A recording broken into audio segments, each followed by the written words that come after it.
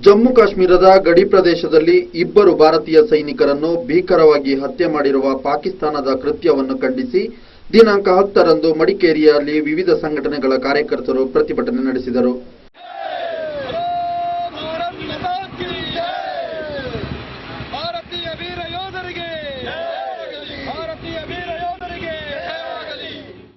ನಗರದ ಜನರಲ್ ತಿಮ್ಮಯ್ಯ ವೃತ್ತದ ಬಳಿ ಸೇರಿದ ಪ್ರತಿಭಟನಾಕಾರರು ಕೇಂದ್ರ ಸರ್ಕಾರವು ಈ ಕೂಡಲೇ ಕ್ರಮಕ್ಕೆ ಮುಂದಾಗಬೇಕು ಎಂದು ಆಗ್ರಹಿಸಿದರು. ಈ ಸಂದರ್ಭ ಮಾತನಾಡಿದ ಎಬಿವಿಪಿ ಸಂಚಾಲಕ ಧನಂಜಯ್, ಸ್ನೇಹದ ನೆಪವೊಡ್ಡಿ ಭಾರತದ ನೆಲದಲ್ಲಿ ಕ್ರಿಕೆಟ್ ಆಡಲು ಪಾಕಿಸ್ತಾನಕ್ಕೆ ಅವಕಾಶ ನೀಡಲಾಯಿತು. ಆದರೆ ಪಾಕಿಸ್ತಾನ ಇಂತಹ ಹೇಯ ಕೃತ್ಯವನ್ನೆಸಗಿದೆ.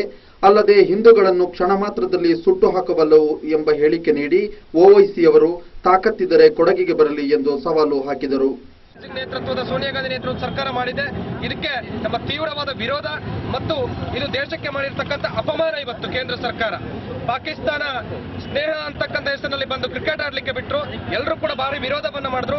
ಆದ್ರೆ ಎಲ್ಲ ಒಂದು ವಿಶೇಷವಾಗಿ ಹೇಳ್ತೇನೆ, ಅವು ಕೆಲವೊಂದು ಮಾಧ್ಯಮಗಳು ಕೂಡ ಹೇಳ್ತು ಇದು ಸ್ನೇಹಕ್ಕೋಸ್ಕರ ಆಡ್ಲೇಬೇಕು, ಈ ಆಟವನ್ನ ಆಡ್ಬೇಕು ಅಂತ ಹೇಳ್ತು. ಇವತ್ತು ಅವರೇ ಉತ್ತರ ಕೊಡ್ಲಿ, ಏನು ಪ್ರತ್ಯುತ್ತರವನ್ನ ಪಾಕಿಸ್ತಾನ ಕೊಡ್ತು ಅಂತ. ಈ ಮಣ್ಣಿನ ಕಾವೇರಿ ನಾಡಿಯ ನೆಲದಲ್ಲಿ ಹುಟ್ಟಿರ್ತಕ್ಕಂಥ ನಾವುಗಳು ಈ ದೇಶದಲ್ಲಿ ಇನ್ನೊಂದು ಮಾತನ್ನು ಇವತ್ತು ಹೇಳ್ತೇವೆ. ಆಂಧ್ರದಲ್ಲಿ ಯಾವ ಓವೈಸಿ ಅಂತಕ್ಕಂಥವನ ಆತನ ಸಹೋದರರು ಈ ದೇಶದ ಹಿಂದೂಗಳನ್ನ ಕೆಲವೇ ಕ್ಷಣಗಳಲ್ಲಿ ಹೊಸವೆಕ್ಕಿ ಹಾಕ್ತೇವೆ ಅಂತ ಮಾತನ್ನ ಕೊಟ್ಟರು. ಅವರಿಗೆ ತಾಕತ್ತಿದ್ರೆ ಈ ಕೊಡಗಿನ ಮಣ್ಣಿಗೆ ಬರಲಿ, ಅವರು ತಾಕತ್ತಿದ್ರೆ ಈ ಕೊಡಗಿನ ಮಣ್ಣಿಗೆ ಬರಲಿ, ಅವ್ರಿಗೆ ಯಾವ ಪ್ರತ್ಯುತ್ತರ ಕೊಡಬೇಕು ಅಂತ ನಾವು ಹೇಳ್ತೇವೆ.